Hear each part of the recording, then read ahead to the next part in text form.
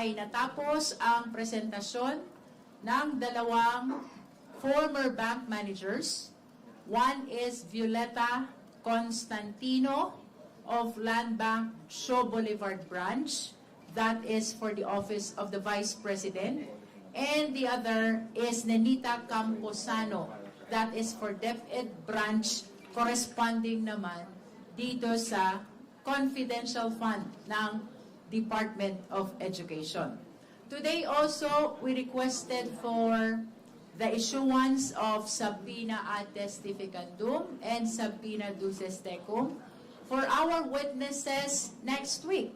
That will be August 3, August 4, and August 5. At kung sino-sino ang mga ito, kasama po dito yung former State Auditor ng ICFAO.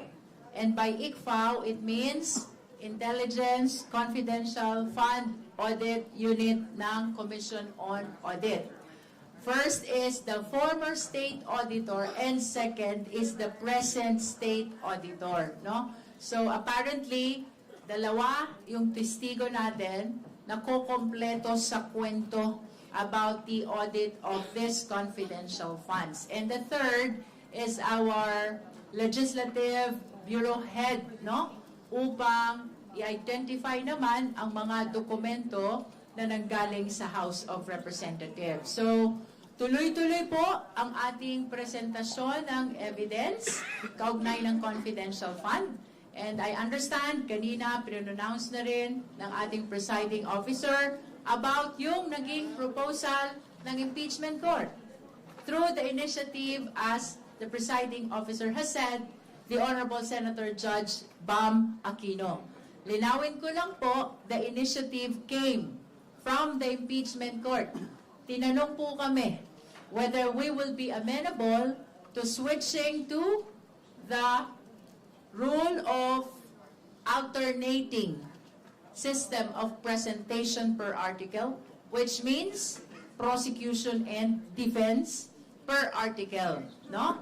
I wish to acknowledge that in our manifestation, we agreed to the proposal of the impeachment court initiated by Senator Judge Bam Aquino for a number of vital reasons. One is, it is consistent to organize, coherent, and self-sustained proceeding of the impeachment court. Second, it will provide better opportunity not only for the senator judges, but even to the viewing public to have a better and more accurate appreciation of the evidence which are being presented, first by the prosecution and second by the defense. Third, I wish to say that there should be no issue of due process because either way you go, kung per article man yan, or the prosecution will finish first all the 4 articles before the defense starts, either way, palaging may opportunity ang defense to present their own evidence. So there is no issue about due process. Fourth, there should be no issue also about proof beyond reasonable doubt because this is not a criminal case. This is an impeachment case, and according to the Constitution and even in the Senate rules, walang quantum of evidence. If at all, doon lang yan nabanggit sa Duterte versus House of Representatives, which mentioned about clear and convincing evidence, which is apparently below the quantum of proof beyond reasonable doubt. Ultimately, gusto ko lang ibahagi sa ating mga kababayan, matter of rules.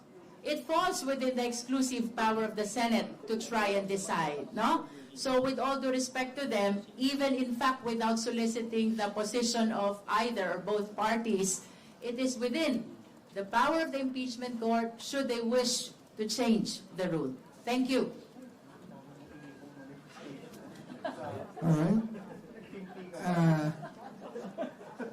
Pwede na po tayo mag-accept ng questions? Okay. Unahin po natin si Kap. Ma'am, sir, tinanong ko na to kanina pero baka may reaction lang po kayo. Kasi yung mga testimonies nung dalawang land bank branch manager, Actually, mas yung una, si Constantino, parang kino-corroborate po niya yung mga sinabi ni Ramil Madriaga dun sa Committee on Justice na merong 4 na bags na pinaglagyan ng pera at yung withdrawal, sabi nga, na-observe din po namin kayo na yung withdrawal date nung cheque is December 20 at yung sinasabi ni Ramil Madriaga na araw na distribute niya yung pera was also December 20. What do you think of this, yung parang similarities dun sa testimonies, given na maaga sinabi ni Madriaga na April pa tapos na-corroborate nung land bank manager?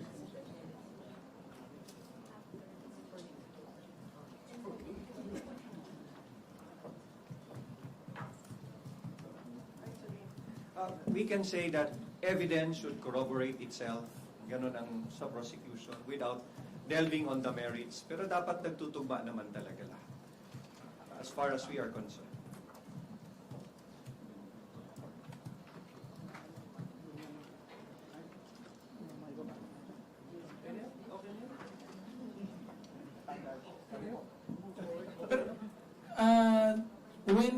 Without giving detail to the strategy of the prosecution team, pwede niyo po ba i-disclose kung kailan, what point in this discussion of Article 1 do you intend to call Ramil Madriaga to the witness stand? May I respond to that? Alam po ninyo, yung list ng witnesses, it is not fixed. As a matter of fact, part of the PTO or the pre-trial order is a reservation to present even additional evidence or witness should the exigency of the trial demands, no? And as we have witnessed, during the presentation in support of Article 4 threat, nag-withdraw naman ng names ng witnesses ang prosecution. In other words, it depends really on the progress of the trial, whether we will be presenting all the witnesses in the PTO, which the prosecution submitted, or whether we will withdraw some, or whether we will be presenting additional witness, again, depending on the exigency of the trial. What will dictate the prosecution as to who will be presented and as to when they will be presented will be the progress of the trial.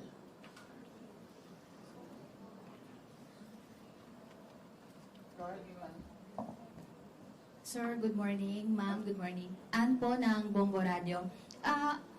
Ano po ang asahan natin next week since may mga bago po tayong mga testigo? Ano pong asahan natin sa kanila? Ano po yung mga posibleng ilalahad pa nila para sa susunod na linggo?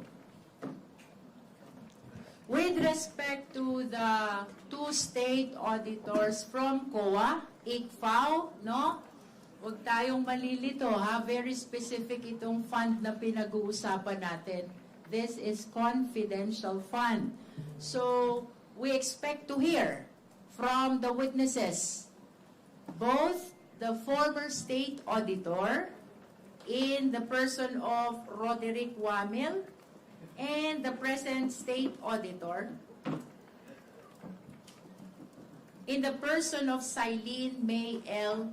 Del Campo, yung naging proseso ng audit and whatever findings they were able to arrive at concerning the confidential fund of the OVP and the DepEd respectively.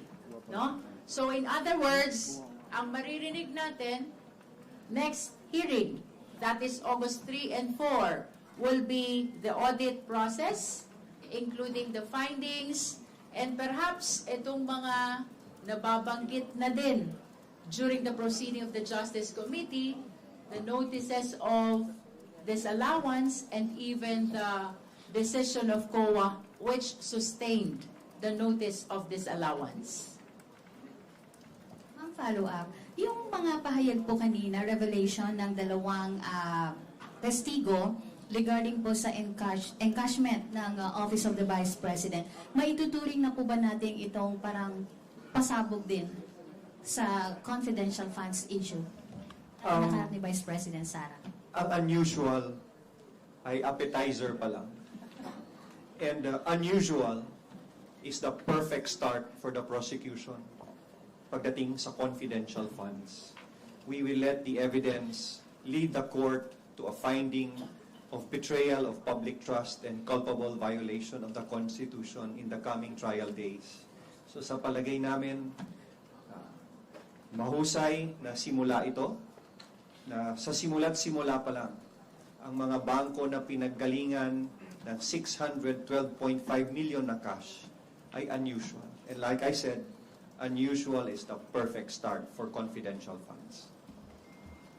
Dadagdagan ko lang, no, yung word na dinescribe ng dalawang witness natin. Hindi lang yung amount ang pinag-uusapan natin dito, pero yung paraan kung paano ito ginamit at paano to in-encash. Usually kasi, sa mga government transaction, meron talagang account ang bawat gobyerno. Ito kasi hindi account eh. Talagang, ang purpose lang nila ay in-cash yung pondo. No? Yung 612.5 million pesos. Pangalawa, mukhang may calendar eh. Mukhang nakakalendar. Kung titingnan nyo at mapapansin nyo, pinakinggan nyo yung tanong ni Senator Judge Panfilo Pinlacson, ang tanong niya is, mayroon ba kayong ipapresent na competent witness na parte sa intelligence community? Kasi normally, being a former investigator himself, ang confidential or intelligence funds, hindi mo talaga mag-predict yan kung kailan yung kailangan eh. Depending on kung ano yung naging development or flow, kung gumagawa kayo ng mga intelligence events or gatherings of intelligence, para for intelligence report. Kumbaga na outside of the realm of possibility, naging predictability na siya to a point that yung pagkakalendar ng every quarterly with a specific amount, mukhang makikita yung pattern at the manner by which it was released, that there's really that intent to really utilize these funds for the whole year na zero. So, ibig sabihin, yung mismong way of using the confidential funds ay mukhang sort of suspect na siya. No? At nasabi naman din nung dalawang branch managers na unusual yung amount na yon. Remember, babalikan po natin, ito pong pondo na ito ay hindi diniposit, nakadeposit sa isang account, marahil ito ay paraan kung paano ito i-encash from i-check diretso, same date, 2 days before the encashment, sinabihan na yung branch ng landmark na ito yung pangalan na pupunta at dito nyo i-encash. Ibig sabihin, meron na silang sistema kung paano i-use up itong confidential funds na base doon sa flow ng releases ay parang nakakalendar at parang may cadence, no? Every quarterly. Alright, Doug? Hello po, Kongs. Kanina parang naging paulit-ulit yung diskusyon sa pagiging unusual nung withdrawals pero at the same time kung suspicious ba siya.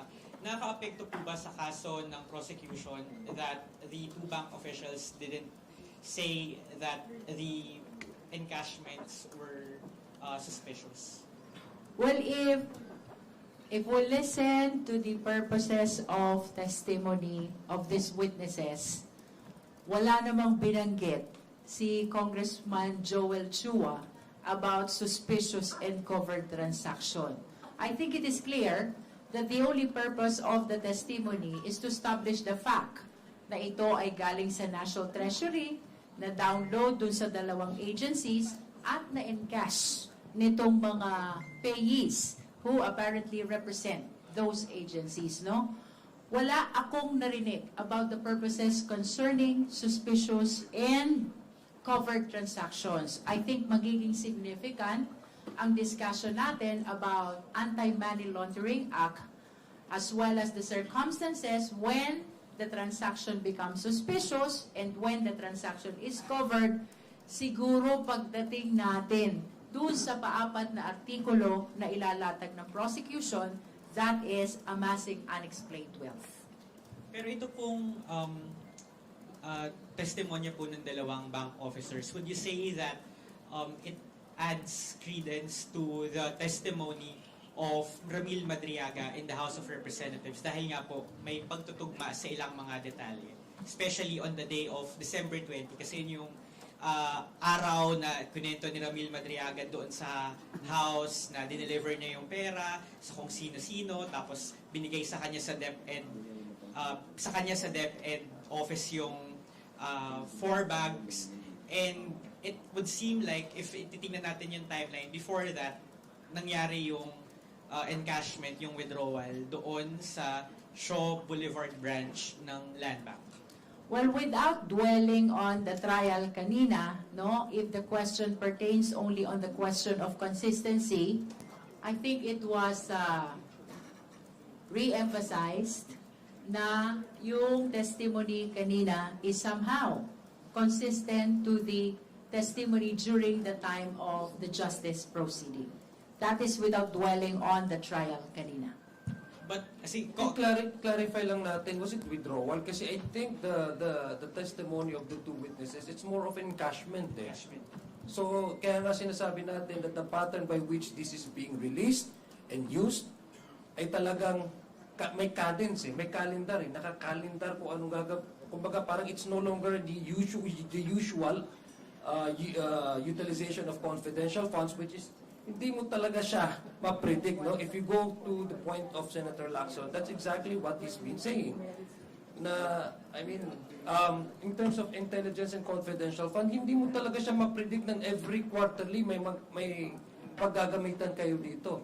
Precisely because any possibility might happen after 2 months or in fact, maski sabihin natin na year, hindi mo magagamit yan. Pero yun, may systematic eh, na gagawin yung day, yung nakakakalendar, at yung manner kung sinong bibigyan, at magkano yung amount, at ano yung papadaan, at ilang day po pwedeng ma-release. kung say na lang dahil di ka naman covered ng sub judice, but do you think that the testimonies of the two support the belief that Madriaga is a credible witness? Kasi may ganoon naman talagang discussions na may mga syempre pinapabulaanan yung credibility ni Madriaga as a witness, pero dahil yung testimonya kanina ng dalawa ay seemingly lining up to Madriaga's testimony, does that make him a more credible witness? Well, as to whether or not he will be presented before the impeachment court, that is entirely within the decision of the House Prosecution Panel without even saying na gagawin nila yun, because this is my personal take on that. Of course, yes. Kasi yung pagpresenta, hindi naman magkakilala ata yung dalawang bank managers at saka si Madriaga, no? So pero may pagkakapare-pareho yung sinasabi nila, yung description nung nilagyan ng pera, yung ano yung bag, ilang bag ang nilagyan, at saka yung date na pinag-releasean ng itong cheque na to, may pagkakapare. Pero I don't think this is a made-up story agreed by these 3 individuals, diba? So it would definitely give credence and credibility to the testimony of Madriaga. But as to your question whether he is a credible witness, that is already beyond. I think it's no longer.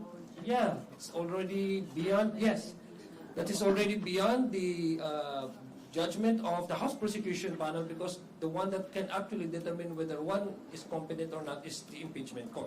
Kong Jing, sige po. Thank you po. Kong Jing, quickly lang, is it safe to say or accurate to say na sa ngayon po wala pang kasiguruhan kung haharap o magte-take ng witness stand si Ramil Madriaga?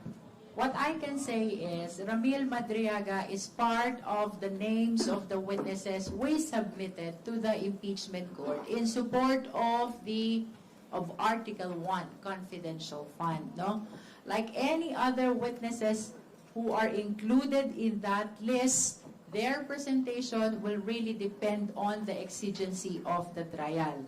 We have witnessed this during our presentation of Article on Threat. Nakalista pero may na-withdraw. But there's a possibility also na hindi nakalista, but we will be seeking the permission of the court that they be presented, no? So, while we submitted names of witnesses and they form part of the pre-trial order, as to whether they will be presented or not will entirely depend on the progress of the trial.